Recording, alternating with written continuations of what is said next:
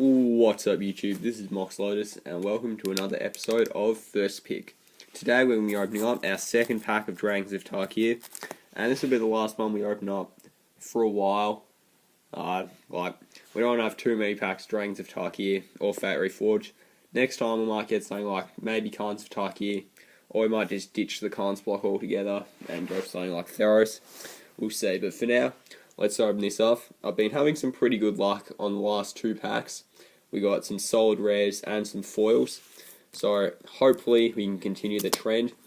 Again, I actually did weigh up those three packs when I bought them. I didn't scale them just when I got home I weighed them up because I wanted to see how heavy a pack would be if it had a foil in it. And all three of them actually weighed the same amount. And so the other two have had foils in this. So I think that this pack could contain a foil, and if it had another solid rare in it, that would be really nice, but I'm not getting my hopes up. Anyway, as usual, we'll have 5 different piles: good, pretty good, okay, pretty bad, and bad. So, let's see.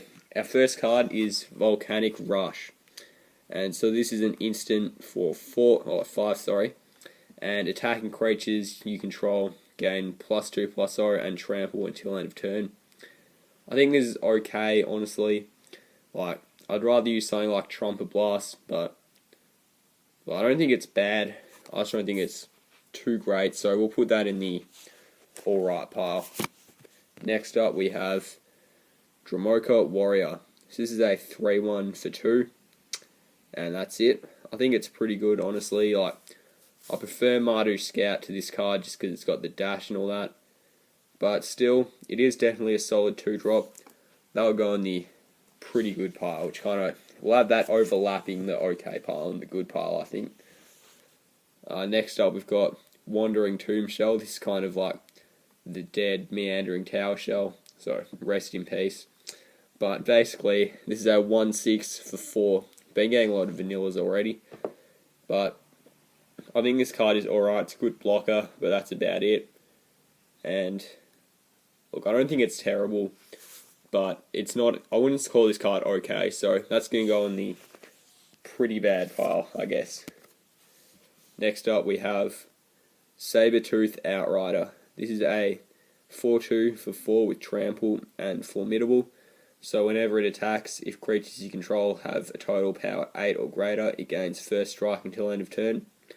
That's pretty good actually, but to get 8 power, I'd say you'd probably get that around turn 5, so I don't know, maybe you could play him and then play another creature turn 5 and attack, so actually that's pretty good, to be honest. I'd say it is tough whether or not to put this in the pretty good pile or the good pile, but I'll put him in the pretty good pile. Next up, we have Monastery Lawmaster. This is a 3/2 for 4 with Megamorph for 6, and when it's turn face up, return target non-creature, non-land card from the graveyard to your hand. Yeah, this is pretty bad. It's got a bad ability. It's not good stats for its cost, and yeah, I don't think this card's really that worth it, to be honest, so put that in the bad pile.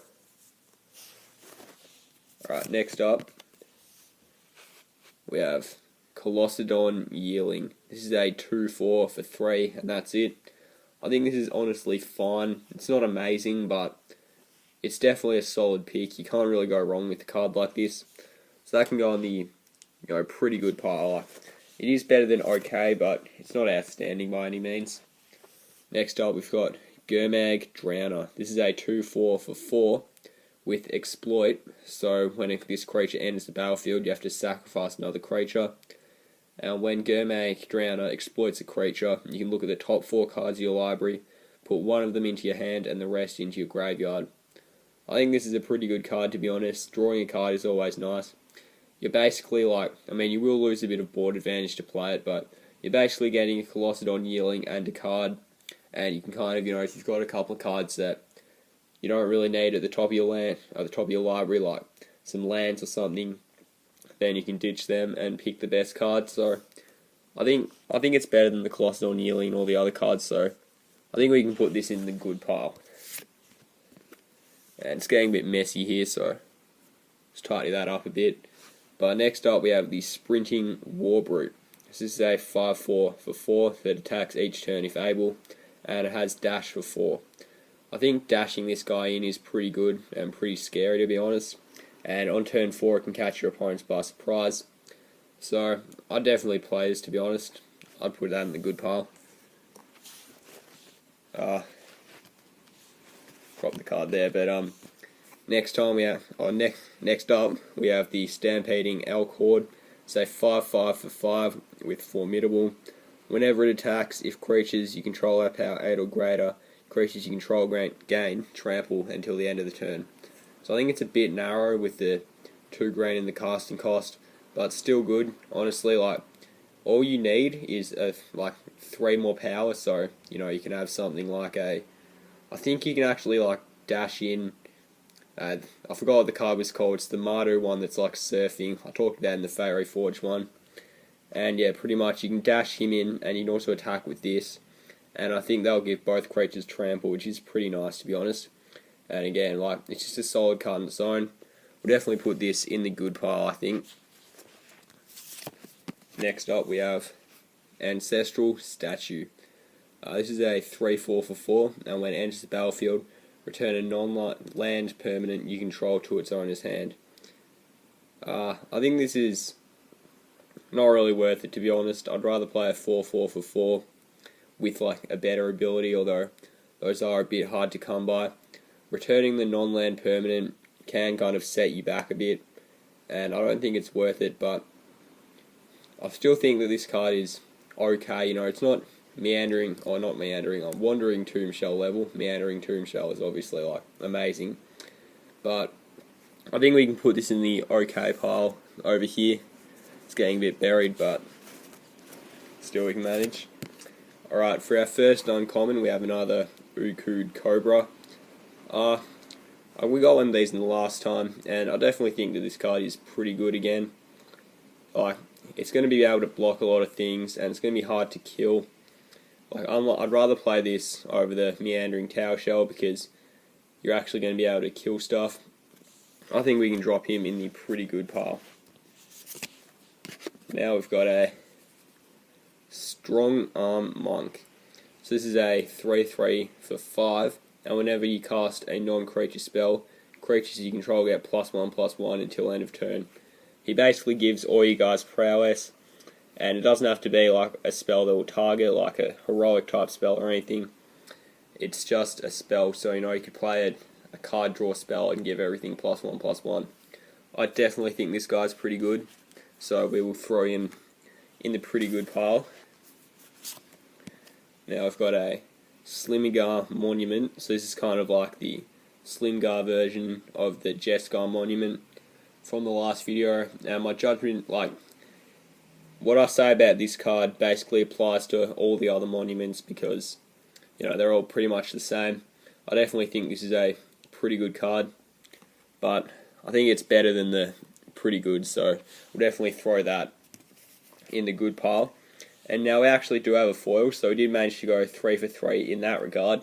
But in the other 2 episodes, we managed to pull some pretty good cards, so hopefully we can go 3 for 3 in that as well.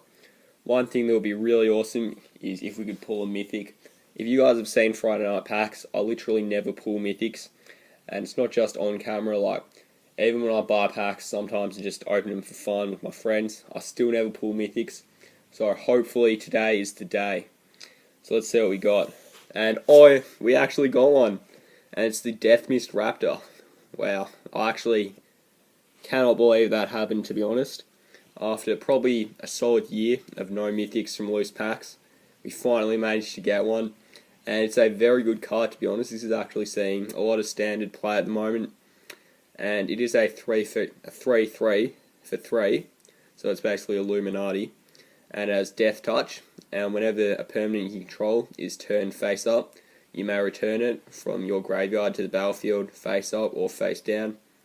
And so that is kind of like relevant. You know, you can flip him up if you need to, if you've got another Death Mist Raptor, if you're really lucky. And also has Megamorph for 5, so you can flip him face up and he becomes a 4/4. This is definitely a very good card. I'd honestly take this just because it's worth some money, and I think it's only going to go up. But the card itself is pretty good, so we'll definitely chuck him in the good pile over there. So now for our foil, we have a... oh no. Alright, I forgot about the basic land, so looks like we don't actually have a foil, but that's alright because we did pull the Death Mist Raptor. And even though we didn't go 3 for 3 on the foils, we went 3 for 3 in the good pulls department, so I'm really happy with that, to be honest. And so now let's go through the top 5 cards. So here we have the top 5 picks of the pack, going from probably the least preferable to the most preferable.